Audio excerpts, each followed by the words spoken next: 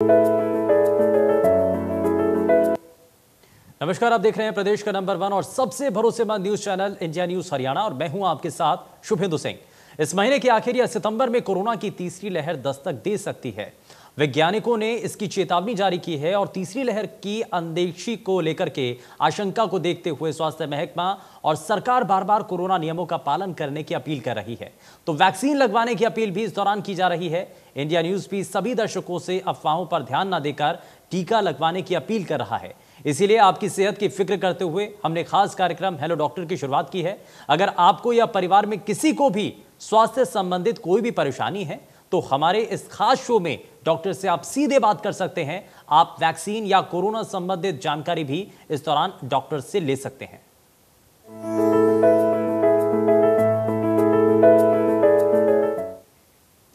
Corona काल में बच्चों के लिए मनोहर सरकार ने क्या कदम उठाए हैं, जरा ग्राफिक्स के जरिए आपको दिखाते हैं और ग्राफिक्स के जरिए आपको दिखाने और बताने की कोशिश करते हैं कि बाल सेवा योजना के जरिए क्या वो कदम है। कोरोना काल में अनाथ बच्चों के लिए बड़ा फैसला प्रदेश की सरकार ने लिया है। हरियाणा सरकार ने बाल सेवा योजना शुरू की है और इस दौरान इस योजना के तहत 18 साल तक अनाथ बच्चे को 2500 रुपए प्रति महीने का यहां पर सहायता दी जाएगी।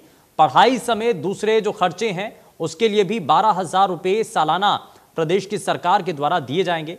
हर बच्चे के नाम पर 1500 रुपए हर महीने जमा भी होंगे और ऐसे में आप कुछ और चीजें भी इसमें हैं। दरअसल 21 साल की उम्र होने पर ये जो जमा की गई राशि है वो इस दौरान बच्चे को दी जाएगी। कोरोना काल में अनाथ बच्चों के लिए इस दौरान प्रदेश की सरकार के द्वारा ये कई ऐसे बड़े फैसले लिए गए हैं जो कि बाल सेवा योजना के तहत ये माना जा रहा है कि जो प्रभावित लोग हैं और खास करके बच्चे हैं उनके लिए क्या कदम उठाए गए हैं वो लगातार हमने आपको ग्राफिक्स के जरिए दिखाया। एक बार फिर से आपको दिखाएं, 18 साल तक अनाथ बच्चे को 2500 रुपए प्रति महीना इस दौरान सहायता दी जाएगी और पढ़ाई समेत दूसरे खर्चों के लिए भी 12,000 रुपए सालाना इस दौरान दिए जाएंगे। हर बच्चे के नाम पर 1500 रुपए हर महीने जमा भी होंगे और ये जो जमा की गई राशि है वो उसके बाद 21 साल पूरे होने पर यह राशि उनको दी भी जाएगी। तो यानी कि बाल सेवा योजना के जरिए जो प्रभावित परिवार हैं, जो खास करके छोटे छोटे बच्चे हैं, अगर उनके सर से माँ बाप का साया चला गया है तो ऐसे में उनके लिए ये विशेष तौर पर हरियाणा की सरकार के द्वारा कदम उठाया गया है। बाल सेवा योजना के जरिए कोशिश यही है कि जो प्रभावित लोग हैं, खास करके बच्चे, उन तक सहायता पहुंचाई जा सके।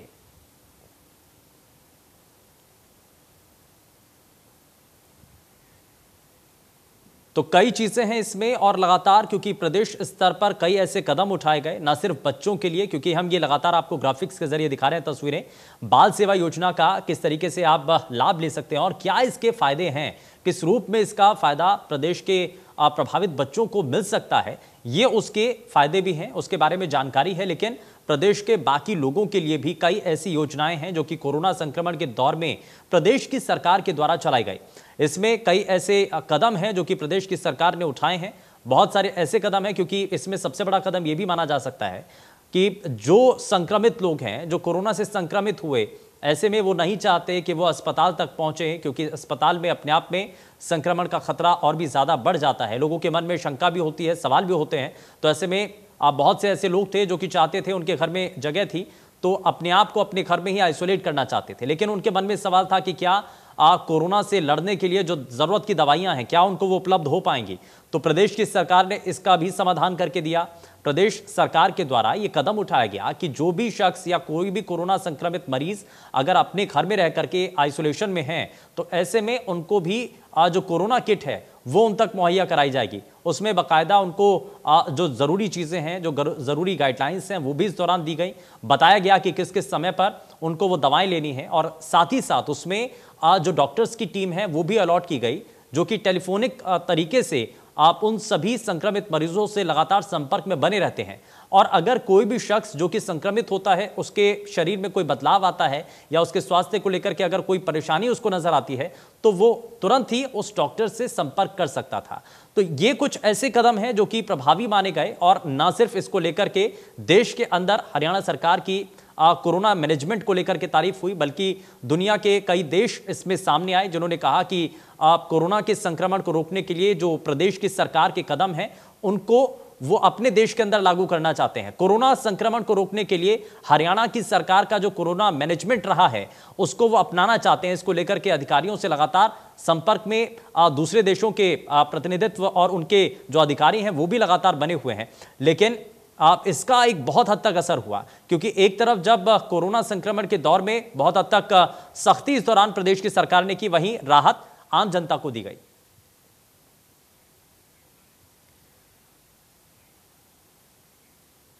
और चलिए अब जरा बिना देरी किए आगे बढ़ते हैं और सबसे पहले आज के खास मेहमानों से आपको मिलवाते थे। सोनीपत से हमारे साथ सीएमओ डॉक्टर जसवंत पुनिया हमारे साथ कार्यक्रम में जुड़ चुके हैं। डॉक्टर जसवंत जी, बहुत स्वागत है आपका। कार्डियोलॉजिस्ट डीएम डॉक्टर नीरज वर्मानी हमारे साथ कार्यक्रम में जुड़ चुके हैं। नीरज जी, बहुत स्वागत है आपका कार्यक्रम में। शुरुआत में नीरज जी आपसे ही करना चाह रहा हूँ, मौजूदा वक्त में कोरोना संक्रमण का खतरा और तीसरी लहर का जो अंदेशा है वो लगातार बना हुआ है, लेकिन आज भी लोगों के मन में सबसे बड़े सवाल यही है कि दूसरी लहर का खतरा हमने देख लिया है, लेकिन अब धीरे धीरे संक्रमण की जो स्थिति है वो पहले के मुकाबले कम जरूर हुई है। तो क्या अब ये मान लिया जाए कि तीसरी लहर अब आएगी या नहीं आएगी, इसको लेकर के बड़ा सवाल है। लोग ये जानना चाहते हैं सर, इसको लेकर के अभी तक के जो संकेत हैं, अभी तक की जो स्थितियां हैं, उसके आधार पर आपका कहना क्या है, क्या मानना है इस पर? देखिए, अभी जैसे तीसरी लहर की सब लोग बातें कर रहे हैं, लेकिन मेरा ये मानना है कि हम लोग इतना कुछ सीख चुके हैं पहली लहर और दूसरी लहर से, और हमें अपनी जीवन शैली में कोरोना से बचने के लिए जितने भी डायरेक्शन दिए गए हैं सरकार के द्वारा और राज्य सरकार के द्वारा और केंद्रीय सरकार के द्वारा, और जो डॉक्टर्स हम लोग को सुझाव देते हैं कि उचित दूरी बनाए रखना, नियमित रूप से बार बार अपना हाथ को साबुन से धोना, मास्क पहनना, और जो कोरोना से बचने के और वैक्सीन जरूर लगवाना, ये सारे अगर हम लोग पालन करेंगे तो हम लोग डेफिनेटली, हम लोग बिल्कुल ये तौर पे पक्का है कि हम लोग तीसरी लहर से अपने आप को बचा पाएंगे। और तीसरी लहर में तो ये मानना है कि ना आए तो ज्यादा अच्छा है। भगवान से यही प्रार्थना है कि इससे लोगों को ना गुजरना पड़े, और इसके लिए काफी हद तक अगर हम लोग सही कदम उठाएं और अपने आप को बचा करके रखें और नियमों का पालन करें, तो इससे हम लोग बिल्कुल हम लोग बच सकते हैं इससे। ठीक है, यानी कि हमें जो सावधानी भरे कदम लगातार बताए जा रहे हैं, हम अगर उनका पालन करें, हमें सिर्फ एक ही काम करना है कि हमें सावधानी भरे कदम यहाँ पर उठाने हैं और आवाज आ जाएगी ना, बिल्कुल हमें कोरोना संबंधित जो गाइडलाइंस दी गई हैं उनका हमें पालन करना होगा, और ऐसे में हम तीसरी लहर का जो अंदेशा है उससे बच सकते हैं। ठीक है, मैं जरा जल्दी से आगे बढ़ता हूँ, डॉक्टर जसवंत को भी चर्चा में शामिल कर लेता हूँ। डॉक्टर जसवंत पुनिया सर, मैं आपसे ये जानना चाह रहा हूँ कि कई ऐसे लोग हैं जो इनके मन में सवाल ये है कि अगर तीसरी लहर आती है, जिसका अंदेशा लगातार बना हुआ है, छोटे बच्चों को सबसे ज़्यादा प्रभावित ये करेगी, तो ऐसे में हमें अपने छोटे छोटे बच्चों को कैसे बचाना होगा, हमें उनके लिए क्या एहतियाती कदम उठाने होंगे? हम बड़े हैं, हम समझदार हैं, हम उन लोगों को मास्क पहनने के लिए बता सकते हैं, हम ये जानकारी दे सकते हैं कि हमें कैसे सोशल डिस्टेंसिंग का पालन करना है, लेकिन छोटे छोटे बच्चे, उनको हम कैसे बताएं, कैसे समझाएं कि सोशल डिस्टेंसिंग का पालन कैसे करना है, आपको चेहरे को ढक करके रखना है, ये बातें हम छोटे बच्चों को कैसे समझाएं? नमस्कार। बिल्कुल जैसे आप बता रहे हैं, बिल्कुल सही है कि हमें आने वाले टाइम के लिए जो हमने तैयारियां की हैं उसको हमने सीखा है सभी से, सेकंड वेव से। तो सबसे बड़ा जरूरी है आज के टाइम कि जो बच्चे जो रूटीन, जो हमारे बच्चे हैं, जो रूटीन इम्यूनाइजेशन है, तो उसको हमने बिल्कुल स्ट्रेंथन करना है। कोई किसी तरह से वैक्सीनेशन, जो रूटीन इम्यूनाइजेशन हमारी होती है, उसको हम स्ट्रेंथन करें, नंबर 1। नंबर 2, जो थर्ड वेव की जो हम एक्सपेक्टेशन कर रहे हैं कि कुछ उसमें आएगी, तो उसके लिए हमें पूरी तरह से तैयारियां कर रखी हैं और अच्छे से हम तैयार हैं कि जिस तरह से मसलन हम कहें कि बेड की व्यवस्था, जो अगर सोनीपत की अगर हम बात करते हैं तो हमारे पास 3550 के करीब बेड्स हैं और ऑक्सीजन बेड 1550 है, और स्पेशली अगर आप पूछ रहे हैं बच्चों के लिए तो 525 बेड जो है ना हमारे पास बच्चों को के लिए दृष्टि को ध्यान में रखते हुए रखे हुए हैं, जिसमें काफी हद तक हमारे पास आईसीयू बेड्स हैं एक 95 के करीब, और वेंटिलेटर है 60 के करीब, और ऑक्सीजन सिलेंडर की कोई कमी नहीं है। ऑक्सीजन प्लांट जो है हमारे पास लगा हुआ है, और खानपुर मेडिकल कॉलेज में ऑक्सीजन प्लांट है। रही बात जो सोशल, हमारा बेसिक जो चीज है उसको हमने कभी नहीं भूलना, जो हमारा SMS का फार्मूला है, जो हमें सोशल डिस्टेंसिंग है और मास्क पहनना है, और आने के बाद कहीं भी हम बाहर जाते हैं तो हमें अपने आप को सैनिटाइज करना है। और आफ्टर ऑल जो सबसे लास्ट चीज है वो हमें वैक्सीनेशन को बिल्कुल अच्छे ढंग से कंप्लीट करना है। बिल्कुल, और खास और करके इसी जिसको फर्स्ट एसएमएस डोज का लग हमें गई है। पालन करना होगा। वैक्सीन हमें जरूर लगवानी है। कई महत्वपूर्ण सलाह यहाँ पर लगातार एक्सपर्ट्स के द्वारा दी जा रही हैं, लेकिन कॉलर्स भी हमारे साथ कार्यक्रम में जुड़ रहे हैं। इस बीच हमारे साथ रोहतक से संतराम कार्यक्रम में जुड़ चुके हैं। पहले दर्शक कार्यक्रम में बहुत स्वागत है संतराम आपका कार्यक्रम में। अपना सवाल रखिए। संतराम, बहुत स्वागत है आपका कार्यक्रम में। अपना सवाल रखिए जी। हेलो संतराम, क्या जानना चाहते हैं? बहुत स्वागत है आपका कार्यक्रम में। मैं ये जानना चाहता हूँ सर डॉक्टर साहब जी, मेरी 2013 में सर्जरी हुई थी जी। मैंने इंजेक्शन ना लगवाया, मैं लगवाने के साथ में हूँ जी। या तो मैं गुड़गांव में जनता में लगवाऊँ या वैसे हमारे गाँव में आते हैं उनसे लगवा लूँ। ठीक है जसवंत जी, मैं चाहूंगा कि आप इस सवाल का जवाब आप दें। क्या अभी वैक्सीन लगवा लेनी चाहिए?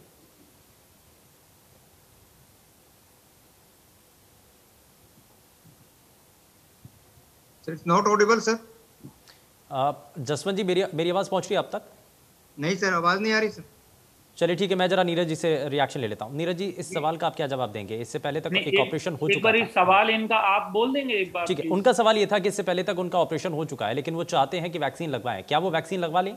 ठीक रहेगा? हाँ हाँ, वैक्सीन बिल्कुल इनको लगवा लेना चाहिए। और इनका जो ऑपरेशन हुआ था उससे पहले इनका आरटीपीसीआर टेस्ट हुआ होगा, तो आई थिंक अगर वो नेगेटिव था तो इनको डेफिनेटली इनको मतलब आगे बढ़ करके अपना वैक्सीनेशन जरूर लगा लेना चाहिए।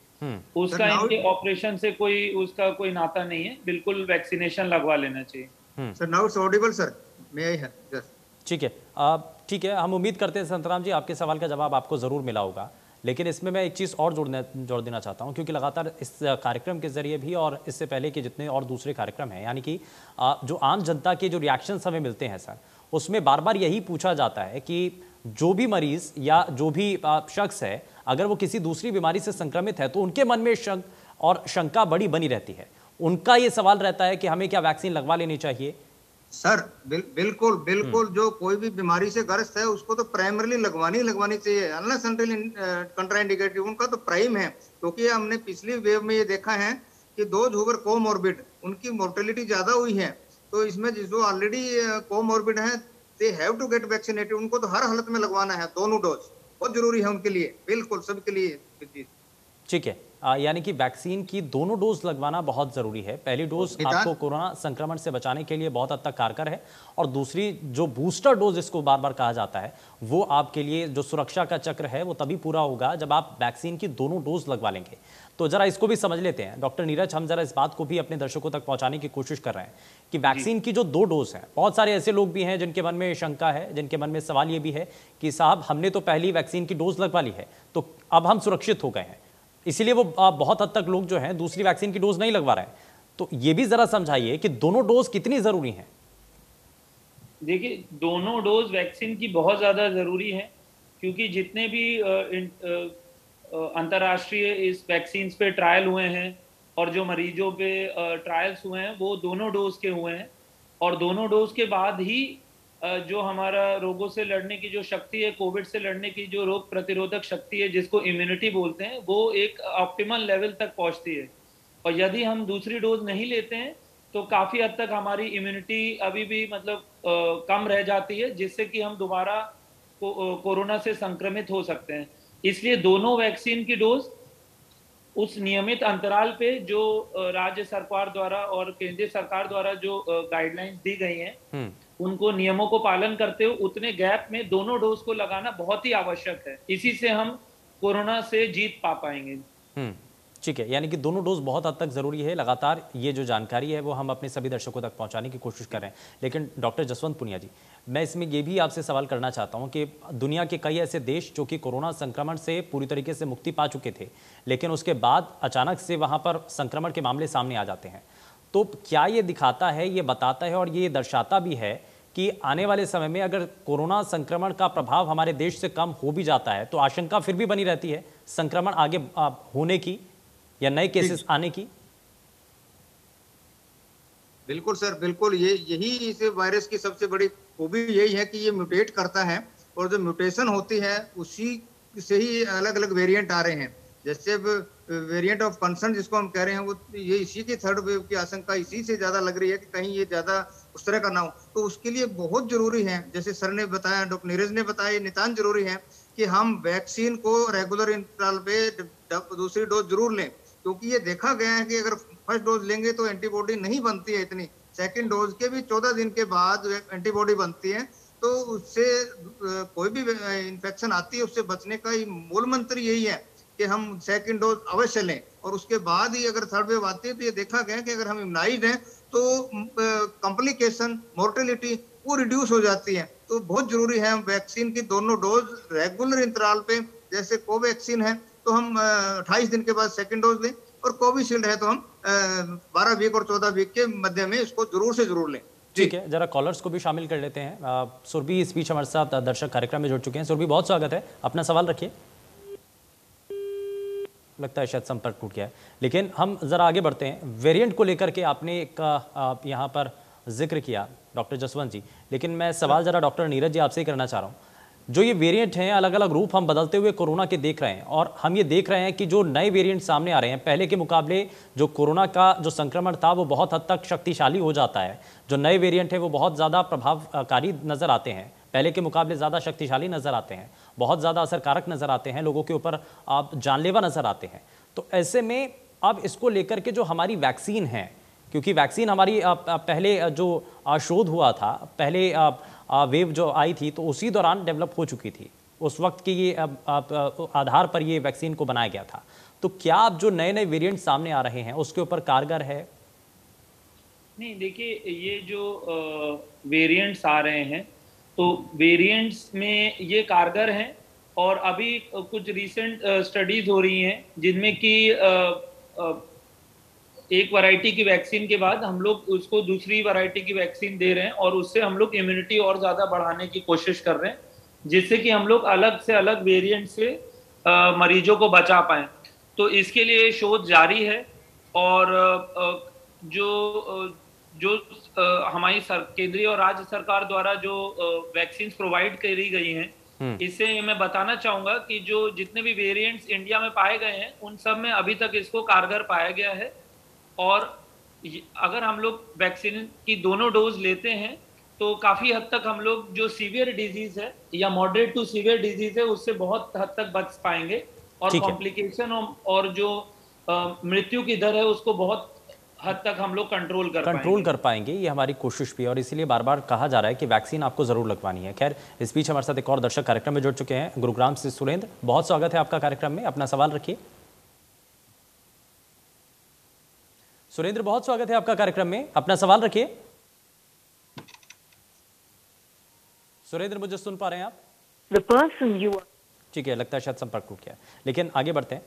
मैं जरा इसमें एक और चीज़, क्योंकि डॉक्टर जसवंत, हम वेरिएंट को लेकर के बात कर रहे हैं, तो डेल्टा और डेल्टा प्लस को लेकर के अगर चर्चा ना हो तो ऐसा हो नहीं सकता है, क्योंकि हर किसी की जो मन में सवाल होता है वो यही कि डेल्टा और डेल्टा प्लस वेरिएंट जो आ रहे हैं, और डेल्टा प्लस वेरिएंट जिसमें हमने देखा है, जिसको लेकर के लगातार स्टडी के आधार पर ही कहा जा रहा है कि बहुत हद तक घातक है। डेल्टा वेरिएंट को हमने देखा कि दूसरी लहर के दौरान बहुत हद तक इससे जो है लोगों को असर डाला था, बहुत हद तक लोगों को प्रभावित किया था।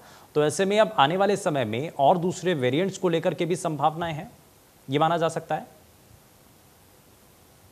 बिल्कुल सर, ये जैसे अब देखा गया था कि डेल्टा वेरिएंट था और उसके साथ जो उसके वैरायटी दूसरी आई थी, उसमें भी ये देखा गया है कि कहीं न कहीं इसका लास्ट हमने जो second part of the second wave था उसमें देखा, तो उसमें देखा गया था कि जो डेल्टा प्लस है ये इन्फेक्शियस ज्यादा लग रहा था। और लेकिन इसके अगेंस्ट भी ये अभी भी हम कह सकते हैं पूरा भारत सरकार की तरफ से और हरियाणा सरकार सब भी जो देखा गया कि जो वैक्सीन दोनों में है, जितनी भी वैक्सीन है तो वो कारगर सिद्ध हुई है उस पर। तो ये जब जीनोम सीक्वेंसिंग हुई है तो डेल्टा प्लस है, लेकिन उसका आगे भी और वेरिएंट, काफी फर्दर वेरिएंट आ सकते हैं, बट प्रायोरिटी यही होनी चाहिए हमारा। मैं फिर भी डॉक्टर नीरज भी कह रहे हैं, ये भी हमारा मानना है कि किसी तरह की जो आता है उसके लिए हमें जो उसका लड़ने की क्षमता जो है वो अंदर प्रोड्यूस करनी होगी, और वो मूल मंत्र रहेगा वैक्सीन का ही। वेरिएंट आ सकते हैं, कहीं भी आ सकते हैं, और धीरे धीरे ये एक ऐसा हो जाएगा कि हम जब हर्ड इम्यूनिटी हमारे अंदर आएगी वो दो तरीके से आती है, वन नेचुरल इन्फेक्शन से आएगी, सेकंड हमारे वैक्सीनेशन से आएगी। तो हम आज कोशिश कर रहे हैं कि जितनी मैक्सिमम अगर 80% जनता को हम वैक्सीन लगा सकते हैं, उससे ऊपर कर सकते हैं, तो हर्ड इम्यूनिटी आएगी, तो फिर कोई भी वेरिएंट आए तो हम बिल्कुल उससे लड़ने में सक्षम होंगे। ठीक है, उससे हम लड़ने में सक्षम हो जाएंगे। लेकिन इस बीच आगे बढ़ते हैं और हमारे साथ गुरुग्राम से सुरेंद्र कॉलर कार्यक्रम में जुड़ चुके हैं। सुरेंद्र, बहुत स्वागत है आपका कार्यक्रम में, अपना सवाल रखिए। नमस्कार सर, मेरा सवाल डॉक्टर नीरज से है। हाँ नमस्कार डॉक्टर साहब। जी जी, अपना सवाल रखिए। नमस्ते।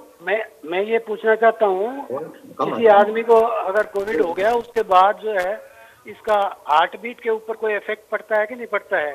अगर किसी की हार्ट बीट कम हो जाती है तो उसको कोई इम्प्रूव करने का उपाय है या इसका कोई हार्ट बीट पर कोई इफेक्ट नहीं होता? ठीक है, जरा जवाब ले लेते हैं डॉक्टर नीरज।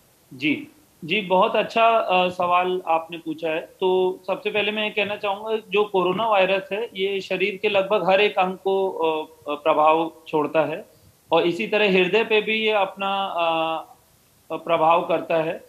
हृदय के जो पहले से मरीज हैं या जो नहीं भी हैं पहले से मरीज हृदय रोग के, उनमें ये प्रायः पाया गया है कि उनकी धड़कन या तो कम हो जाती है या बहुत अधिक हो जाती है।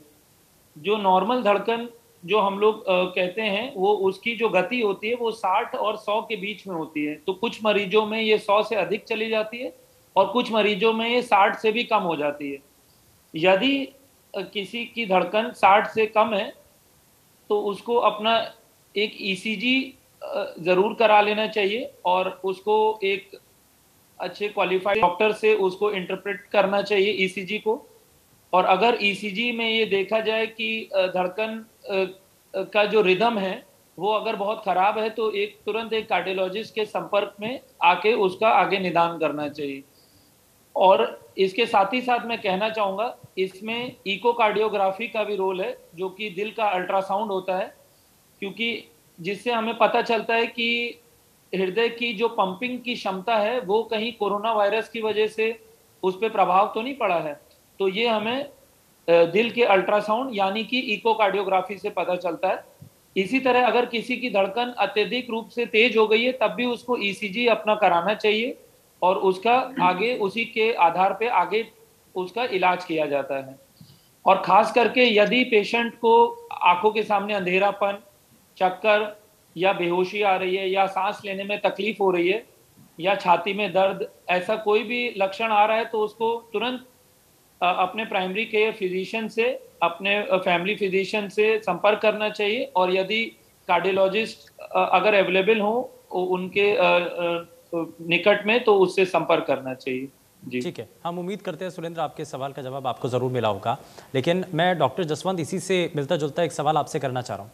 बहुत सारे लोग जो कि कोरोना संक्रमित हुए और उसके बाद कुछ लोगों की शिकायत भी हुई कि सर हमारे शरीर का कोई ना कोई ऐसा एक अंग जो है उससे प्रभावित हुआ है। जैसे कि बहुत सारे लोगों ने एक शिकायत की कि हमें सांस लेने में अब परेशानी होने लगी है। तो इसको लेकर के आपके पास भी शिकायतें मिलती होंगी, पेशेंट्स आपके सामने भी ऐसी बातें रखते होंगे, क्या इस पर क्या नजर बनाई जाए सर, क्या इसका हल हो सकता है? जी, ये बड़ा अच्छा आपका सवाल है। बिल्कुल, इसको पोस्ट कोविड कॉम्प्लिकेशन कहते हैं, पोस्ट कोविड सीक्वली कहते हैं। तो इसके लिए हमारे हरियाणा सरकार ने तो बहुत अच्छा एक व्यवस्था की थी, जो हमारे सभी सरकारी हॉस्पिटल में उमंग ओपीडी एक निर्धारित की गई थी, जिसके अंदर हमारे पास फिजिशियन होता है, हमारे पास वहाँ ऑर्थोपेडिशियन होता है और फिजियोथेरेपिस्ट होता है और डाइटिशियन होता है। तो इसमें सभी के भिन्न भिन्न तरह के सवाल आ रहे थे और किसी के अंदर कॉम्प्लिकेशन थी, ब्रीदिंग प्रॉब्लम थी, उसको ब्रीदिंग एक्सरसाइज बताई जाती है।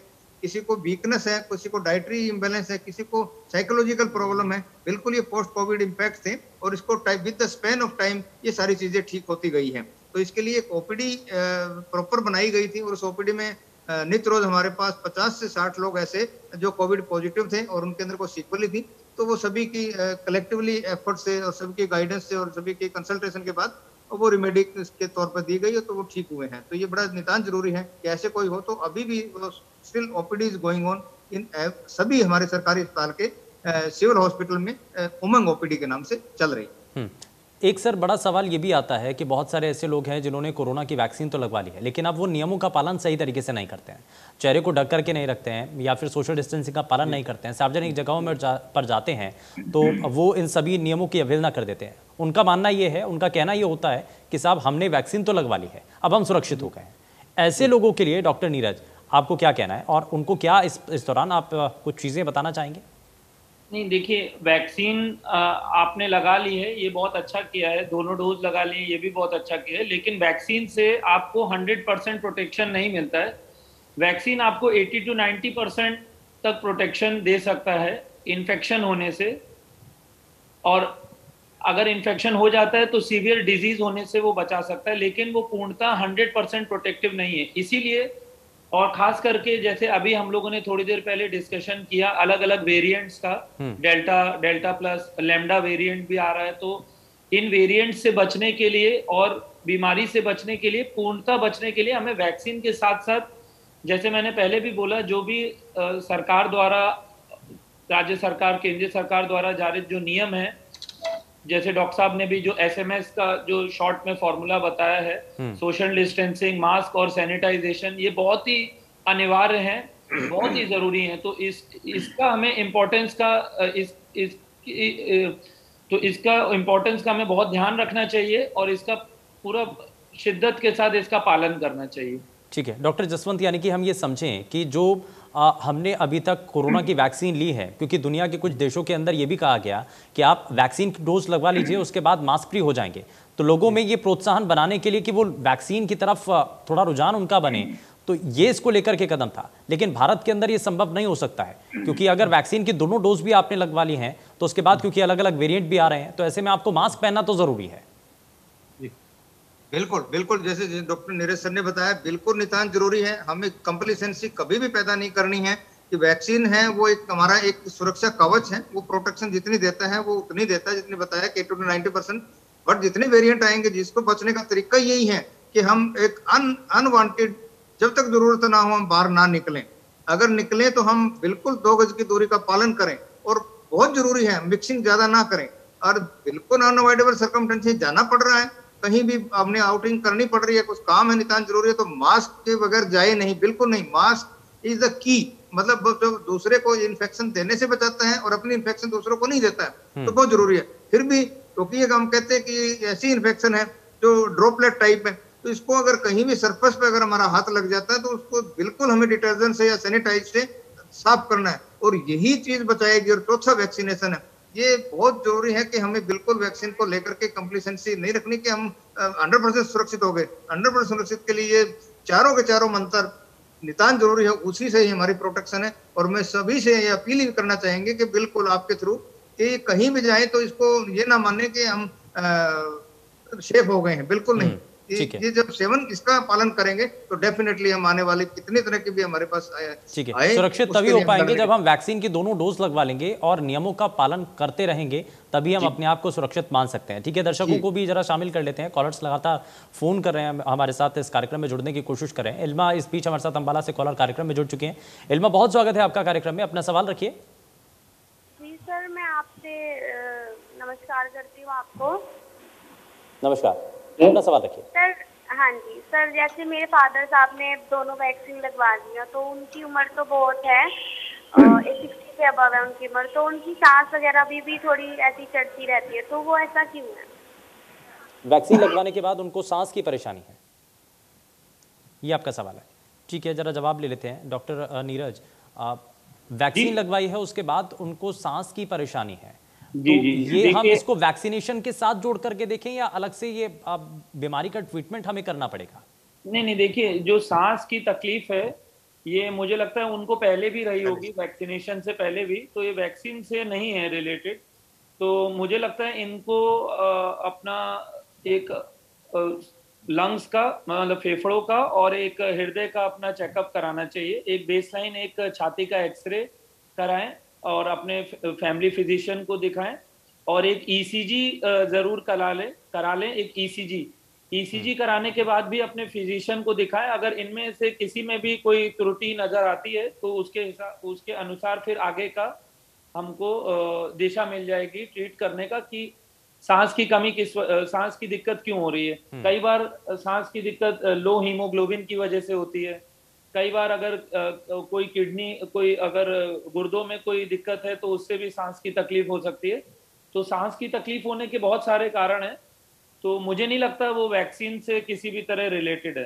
ठीक है, हम उम्मीद करते हैं इल्मा आपके सवाल का जवाब आपको मिला होगा। और सबसे पहले आपको जो कुछ चीज़ें यहाँ पर बताई गई हैं, जो टेस्ट आपको बताए गए हैं, वो आपको ज़रूर करवाने होंगे। उसके आधार पर ये समझ में आएगा कि आखिर सांस को लेकर के जो परेशानी आ रही है आपके परिवारजनों को, तो उसमें क्या उसके पीछे असल मायने में कारण है। खैर, ज़रा आगे बढ़ते हैं। अब ज़रा उन सवालों को भी शामिल कर लेते हैं डॉक्टर साहब कार्यक्रम में, जो अक्सर लोगों की तरफ से हमसे पूछे जाते हैं, हम तक वो सवाल आते हैं। और ऐसे कुछ सवाल ये भी हैं कि हम जो मास्क पहनते हैं आजकल, हमने देखा, क्योंकि शुरुआत में कहा गया था N95 मास्क आपको पहनना है, बहुत हद तक ये आपको कोरोना संक्रमण से बचा सकता है। लेकिन आजकल बड़े फैंसी मास्क आ चुके हैं मार्केट में, कपड़े वाले मास्क हैं। तो क्या जो ये मास्क हम इस्तेमाल करते हैं ये सही हैं, ये हमें सुरक्षा देंगे, या फिर सिर्फ ये फैंसी हैं, इस वजह से ये कोरोना से हमें नहीं दे पाएंगे? डॉक्टर नीरज। नहीं, देखिए, जो N95 मास्क है, ये मैं कहना चाहूँगा कि ये आइडियली तो ये जो हॉस्पिटल से रिलेटेड जो स्टाफ है, जैसे हमारे पैरामेडिकल स्टाफ है, नर्सिंग हैं, और जो वार्ड बॉयज़ हैं, डॉक्टर्स हैं और टेक्नीशियंस हैं, इन लोग के लिए ज़्यादा मतलब इन लोग के यूज़ के लिए ज़्यादा बनाया गया है N95 mask. Normal general public के यूज़ के लिए मुझे लगता है कपड़े वाले मास्क से भी काफ़ी हद तक प्रोटेक्शन मिल सकता है।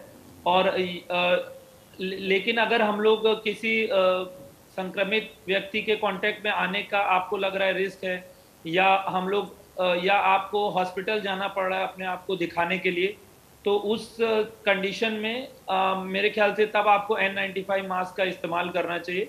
कुछ स्टडीज़ में ये भी देखा गया है कि अगर हम लोग N95 मास्क के साथ अगर हम लोग उसको डबल करके एक क्लॉथ वाला मास्क भी उसके साथ एक्स्ट्रा जोड़ रहे हैं, डबल मास्क यूज कर रहे हैं, तो उसको और ज्यादा प्रोटेक्टिव देखा गया है।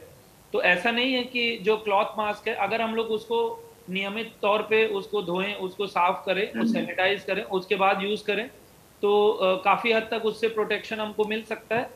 N95 मास्क आइडियली मेरे ख्याल से डॉक्टर्स, पैरामेडिकल स्टाफ, टेक्नीशियंस, उन लोग के लिए ज्यादा उपयोगी है। ठीक है, मैं इसमें डॉक्टर जसवंत आपसे एक और सवाल करना चाहता हूँ। मास्क से ही जुड़ा हुआ ये सवाल है। अक्सर लोगों की तरफ से कहा जाता है कि सर हम मास्क इस्तेमाल कर रहे हैं, लेकिन बहुत सारे ऐसे लोग हैं जो कि मास्क एक बार से ज़्यादा वो कई दिनों तक इस्तेमाल करते रहते हैं।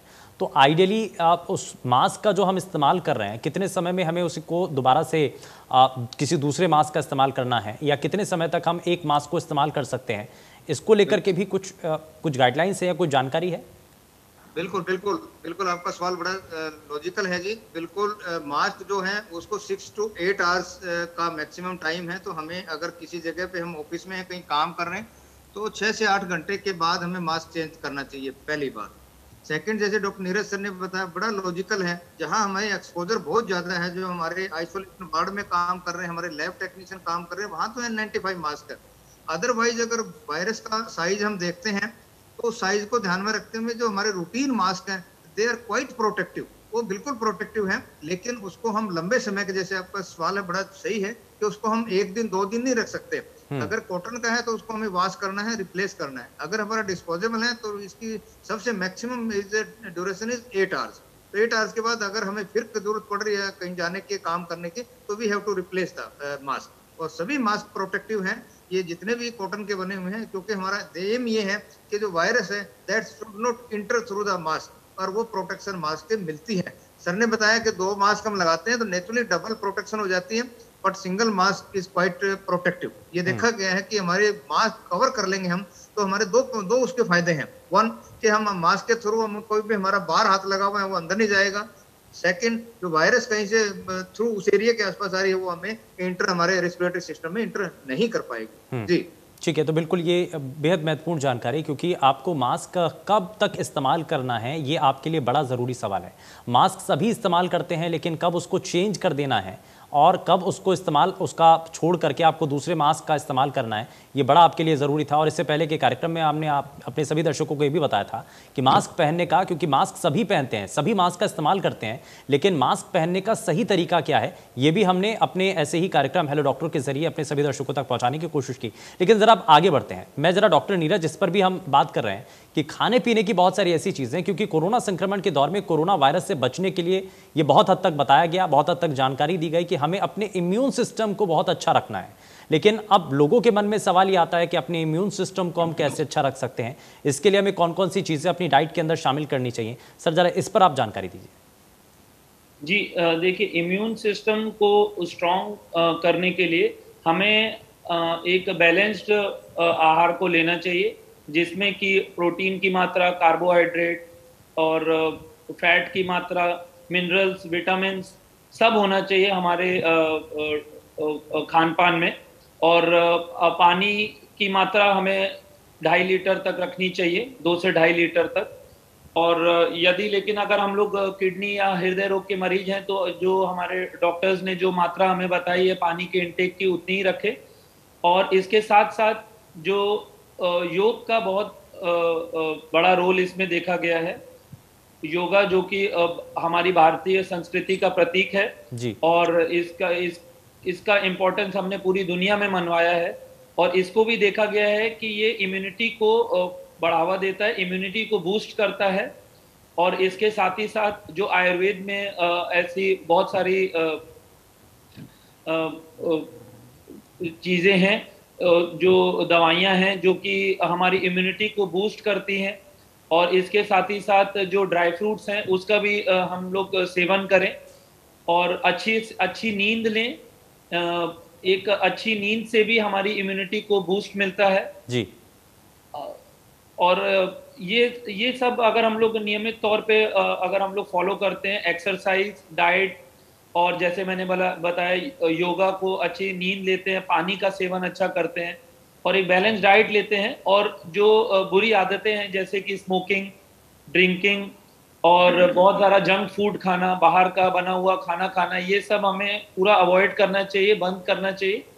और इन सब चीज़ों से हम लोग अपनी इम्यूनिटी को बढ़ा सकते हैं और हमें कोरोना से लड़ने में इससे हमें शक्ति मिलेगी। ठीक है, मैं एक बड़ा ज़रा जो आम लोगों की तरफ से सवाल किया जाता है डॉक्टर जसवंत पुनिया, मैं आपसे वो सवाल करने जा रहा हूँ। सवाल ये है कि बहुत सारे ऐसे लोग हैं जो कि वैक्सीन सिर्फ इसलिए नहीं लगवा रहे हैं क्योंकि उनके मन में शंका है कि सर अब हम तो अल्कोहल का सेवन करते हैं या हम स्मोक करते हैं, तो हम इसलिए वैक्सीन नहीं लगवा रहे हैं। तो इसके लिए भी कुछ अंतराल है कि अगर आप वैक्सीन लगवाते हैं तो इतने समय तक आपको अल्कोहल का सेवन नहीं करना है या फिर आपको स्मोक नहीं करना है? देखिए, इसके साथ तो ऐसा कोई रिलेशन नहीं है, बट क्योंकि दोनों ही चीजें ऐसी हैं जो स्वास्थ्य के लिए हानिकारक है। तो अल्कोहल भी हमें नहीं लेनी चाहिए और स्मोकिंग के भी क्योंकि स्मोकिंग का तो डायरेक्ट आप देखेंगे तो लंग पे पूरा उसका इम्पैक्ट पड़ता है, और जब लंग पे ही प्राइमरली वायरस इफेक्ट करता है तो हमें दौरान जब पता है कि कोविड के लिए, तो हमें दोनों चीजें छोड़ देनी चाहिए। लेकिन इसको वैक्सीनेशन के पॉइंट ऑफ व्यू से, किसी और चीज के पॉइंट ऑफ व्यू से इसकी कोई कंट्राइंडिकेशन नहीं है, वो लगा सकते हैं बिल्कुल अच्छे से उसको, इसमें कोई परहेज नहीं। ठीक है, अब जरा हम डाइट को लेकर के वापस में आता हूँ डॉक्टर जसवंत पुनिया। बहुत सारी चीज़ें जो कि हमें अपने खाने पीने के कहा जाता है कि आपको जो है हेल्दी डाइट लेनी है, इसमें आपको सुबह से ही शुरुआत करनी है, क्योंकि कोविड पेशेंट जब आते हैं तो उस वक्त बहुत हद तक ध्यान दिया जाता है, उनको एक प्रॉपर डाइट दी जाती है, आप ब्रेकफास्ट से लेकर के लंच और फिर डिनर। तो उसके बारे में ज़रा आप बताइए, क्योंकि दर्शक ये जानना चाहते हैं कि एक्सपर्ट इस पर क्या बताते हैं, और वो बहुत सारे लोग ये भी चाहते हैं कि वो अपनी डाइट के अंदर उन चीज़ों को शामिल कर लें। बहुत सही सवाल आपका ये। बिल्कुल देखिए, जो हमारी इम्यूनिटी जहाँ कम होती है वायरस वहाँ अटैक करता है, और ये वायरस, कोरोना वायरस भी उन्हीं को अटैक करता है जिसकी इम्यूनिटी डाउन होने का शंका रहती है। तो उसके लिए बेस्ट है कि हमारी, जैसे सर ने बताया, बैलेंस डाइट इज मस्ट, और इम्यूनिटी स्ट्रॉन्ग करने के लिए प्रोटीन डाइट सबसे अच्छी डाइट मानी जाती है। तो हमें पल्सिस, दाल पे पूरा, जो वेजिटेरियन है वो दाल हमेशा लें अपने डाइट में, दाल का सेवन नित्य रोज करें, जितने तरह की भी दालें हैं। अगर किसी को एग वगैरह, पनीर वगैरह, ये जितने प्रोटीन की डाइट हम जितने लेंगे वो ही हमारे लिए सबसे फायदेमंद चीज होगी। दूसरा, फ्रूट्स का सेवन। फ्रूट्स, जो सीजनल फ्रूट्स हैं वो बहुत हमारे पास फायदेमंद होते हैं, बहुत उनका सेवन जरूरी है, नितांत जरूरी है।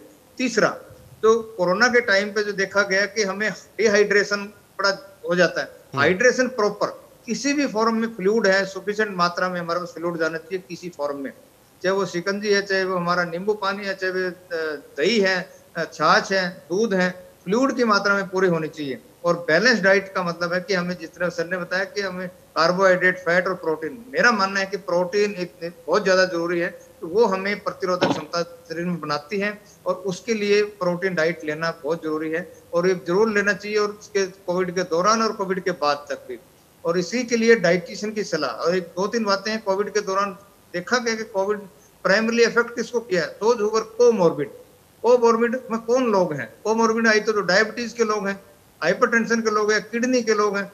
तो उन दिनों में सबको पता है कि हम बीपी ज्यादा है तो क्या चीज ना लें, तो हमें वो साल्ट वगैरह है, कुछ दूसरी चीजें नहीं लें। डायबिटीज है तो हमें डाइटिशियन की सलाह से वो डाइट लें, मतलब डाइट प्रॉपर बैलेंस डाइट और फ्रूट्स का seven, hydration proper, specially focus on protein diet, जो हमारी प्रोटीन जिसमें होती है वो सभी चीज हमें लेनी चाहिए। ठीक है, तो ये एक प्रॉपर आपको क्या क्या चीज़ें आपको अपने खाने के अंदर शामिल करनी चाहिए? फ्रूट्स को आपको ज़रूर अपनी डाइट के अंदर शामिल करना चाहिए, और ख़ास करके नाश्ते के समय अगर आप फ्रूट खाते हैं तो इसका बहुत हद तक आपकी जो हेल्थ है उसके ऊपर असर देखने को मिलता है, क्योंकि सीधे सीधे ही आपके इम्यून सिस्टम से जुड़ा हुआ है। इसलिए अगर आपका इम्यून सिस्टम बेहतर है तो जाहिर तौर पर आपका जो कोरोना वायरस का अटैक है वो आपके शरीर पर नहीं हो सकेगा। और अगर आप इस दौरान वैक्सीन की दोनों डोज लगवा लेते हैं तो ये जो सुरक्षा का चक्र है, जिसके लिए बार बार बताया जा रहा है, एक्सपर्ट्स के जरिए जो आप तक जानकारी पहुंचाई जा रही है, वो सुरक्षा चक्र आपका पूरा हो जाएगा। लेकिन आगे बढ़ते हैं डॉक्टर नीरज, मैं जरा इस बात को लेकर के भी हम जिक्र कर रहे हैं कि जब लक्षणों की पहचान है तो नए नए वेरिएंट जब सामने आ रहे हैं तो कुछ इसके अंदर बदलाव भी हुए हैं। शुरुआत में कहा जाता था कि सिर्फ तेज बुखार अगर आ रहा है तो ये कोरोना का लक्षण है, फिर उसके अंदर कुछ और चीज़ें जुड़ गई थी, उसमें सूखी खांसी को लेकर के बात सामने आई थी। लेकिन अब यहाँ पर छोटे बच्चों के अंदर अगर संक्रमण होता है तो उनके लिए कैसे पहचान की जाए? और जब ये बार बार कहा जा रहा है कि तीसरी लहर का अंदेशा है तो बच्चों को ज़्यादा प्रभावित करेगी, तो कैसे इसकी पहचान की जाए सर? देखिए, बच्चों में पहली बात है कि इसका जो सिम्टोमेटिक जो फॉर्म है वो बहुत कम देखा गया है। ज़्यादातर बच्चों में एसिम्टोमेटिक इन्फेक्शन, मतलब कि उनमें प्रायः कोई लक्षण बहुत कम आते हैं बच्चों में, और अगर आते भी हैं तो वो बहुत माइल्ड फॉर्म में, जैसे कि जुकाम, खांसी आना, बुखार आना, इतने तक ही ज़्यादातर वो सीमित रह जाता है।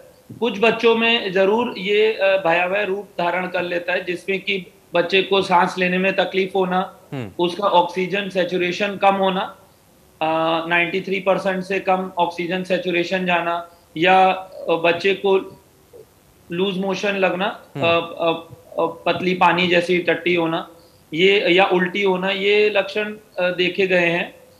और सबसे जरूरी बात यह है कि अगर परिवार में के जो सीनियर मेंबर्स हैं, अगर उनमें इन्फेक्शन कंफर्म किया गया है तो उस परिवार के बच्चों का भी टेस्टिंग करना चाहिए, जिससे कि हम लोग उनको अर्ली डिटेक्ट कर पाएं, मतलब हम लोग उनको जल्दी डायग्नोज कर पाएं और उसका ट्रीटमेंट कर पाएं। ठीक है, बिल्कुल जाहिर तौर पर ये कुछ महत्वपूर्ण चीज़ें हैं। लेकिन आगे बढ़ते हुए इस बीच हमारे साथ एक और दर्शक कार्यक्रम में जुड़ चुके हैं, यश कुंडू, बहुत स्वागत है आपका कार्यक्रम में, अपना सवाल रखिए। यश, बहुत स्वागत है आपका कार्यक्रम में, अपना सवाल रखिए। यश, मुझे सुन पा रहे हैं? यश, मेरी आवाज पहुंच रही है आप तक? लगता है शायद संपर्क टूट गया है। लेकिन यहाँ पर कुछ और चीज़ें भी हैं सर। आप डॉक्टर जसवंत पुनिया, यहाँ पर बच्चों को लेकर के कुछ चीज़ें जो कि डॉक्टर नीरज अभी बता रहे थे, इसमें आपको जोड़ना चाहेंगे कि हमें और कैसे पहचान करनी चाहिए, और अगर संक्रमित हो जाते हैं बच्चे तो पेरेंट्स जो हैं बहुत हद तक पैनिक हो जाते हैं। अगर आज के समय में फीवर भी हो रहा है तो हर कोई ये सोच रहा है कि कहीं ऐसा तो नहीं कि कोरोना हो गया है, क्योंकि सीजनल बदलता हुआ मौसम है तो वायरल फीवर भी है। तो ऐसे में क्या और कैसे पहचान की जाए? बिल्कुल, जैसे सर ने बताया बिल्कुल सही है। इसका हमें बच्चों पर बहुत स्पेशल ध्यान देना है। जैसे अभी प्रेडिक्शन है कि बच्चों में आएगी, ऐसा कोई जरूरी नहीं कि बच्चों में आएगी। इन केस अगर बच्चों में आती है तो बच्चों के सिम्टम बड़ों के सिम्टम जैसे ही हैं, रेस्पिरेटरी सिम्टम ही आएंगे, पर बच्चों के सिम्टम को संभालना पहचानना बड़ा मुश्किल होता है। उसमें जो खांसी, बुखार, फीवर आ सकता है, लेकिन ब्रीदिंग प्रॉब्लम, जो पसलियां चलेगी, वो एक ऐसा सिम्टम होता है कि उसका देखें भी इसकी पसलियां ज्यादा चल रही, ब्रीदिंग डिफिकल्टी उसको हो रही है, तो वो जरूर देखें हम। उसके साथ साथ बच्चा खाना नहीं खा रहा है, उसको भूख नहीं लग रही है, बच्चा इरिटेबल होता जा रहा है ये। और दूसरा, कहीं भी डिले नहीं होना इसमें इमीडिएटली मतलब डॉक्टर को कंसल्ट करें, पीडियाट्रिशियन को कंसल्ट करें। और प्राइम है किसी चीज का तो ट्रिपल टी हम कहते हैं, हमें टेस्ट इमीडिएटली कराना है, फिर उसके कॉन्टेक्ट को ट्रेस करना है और फिर ट्रीट करना है। ये 3T जो है, T3 का फार्मूला, ये नितांत जरूरी है। तो इसी तरह से भी हमें देखना कि जो भी सिम्टम आए अर्लीस्ट हम उसको आइडेंटिफाई कर लें, और कहीं ऐसा ना हो कि क्योंकि हमारे जो पेरेंट्स है बच्चे के, उनमें से कोई भी अगर जॉब में है, कोई बाहर जा रहा है, तो कहीं वो इन्फेक्शन ना लेके आए और उसके दौरान वो बच्चे को लग ना गई हो। तो इमीडिएटली हमें उसको इस सिम्टम को देखते हुए तो फीवर बच्चे को आ ठीक सकता है। है प्राइमरली, छोटा बच्चा है और कुछ नहीं बोल सकता। दूसरी पसलियां, हमारी रेस्पिरेटरी रेट बढ़ रहा है और बच्चे को कहीं जैसे बताया लूज मोशन लग रहे हैं, तो इस तरह की सिम्टम आएंगे तो सिस्टमिक सिम्टम है। बिल्कुल, ये Respiratory से संक्रमण की active भी आ पहचान सकते हैं। करने के बड़े आसान तरीके यहाँ पर डॉक्टर साहब ने बताए हैं। आप लेकिन इस बीच हम एक दर्शक भी कार्यक्रम में शामिल कर लेते हैं। विजेंद्र सिंह हमारे साथ दर्शक हैं कुरुक्षेत्र से। बहुत स्वागत है विजेंद्र, अपना सवाल रखिए। डॉक्टर साहब, मेरा सांस की बीमारी है, मैंने वैक्सीन लगवाई थी, ठीक है। मेरा इन्फेक्शन बहुत ज्यादा बढ़ गया एकदम। ये दूसरी वैक्सीन लगवानी है या नहीं लगवानी? ठीक है, सवाल ये है कि इन्फेक्शन हो गया वैक्सीन लगवाने के बाद, तो पूछ रहे हैं कि दूसरी हमें डोज लगवानी है या नहीं लगवानी है। डॉक्टर जसवंत पुनिया। यस, बिल्कुल, इनका सवाल बहुत अच्छा सवाल है। इन्फेक्शन के दो मतलब, उसकी इन्फेक्शन अगर टीका लगवाने के बाद अगर उसको कोविड हुआ है तो अगेन कोविड हुआ है तो उसको 3 महीने बाद, उसके जो रिपोर्ट नेगेटिव आने के 3 महीने बाद सेकंड डोज लगेगी उसको, उससे पहले नहीं। अगर कोई वैसे कोई इन्फेक्शन है वो रूटीन ट्रीटमेंट अपन लेके वो हमारे जो फर्स्ट डोज के 3 महीने बाद, अगर वो कहीं इन्फेक्शन है तो इन्फेक्शन का ठीक होने के 3 महीने बाद, मतलब इमीडिएटली उसको विद इन 3 मंथ नहीं लगानी, तो उसको जब ठीक हो जाएगा उसके 3 महीने बाद उसकी सेकंड डोज लगेगी। अगर वो कोविशील्ड है तो, अगर कोवैक्सीन है तो उसको ठीक होने के बाद 1 महीने बाद। जी ठीक है, बहुत शुक्रिया सर, आप दोनों ही खास मेहमान हमारे साथ कार्यक्रम में जुड़े और हमारे सभी दर्शकों तक कई महत्वपूर्ण जानकारियां आपके द्वारा हमने पहुंचाई हैं। और हेलो डॉक्टर कार्यक्रम का मकसद भी यही है कि हम ज़्यादा से ज़्यादा लोगों को जानकारी उन तक पहुंचा सकें और कोरोना संबंधी जो नियम हैं और साथ ही साथ जो बचाव के रास्ते हैं वो आप सभी तक पहुँचा सकें। पेशकश में फिलहाल के लिए बस उतना ही। नमस्कार।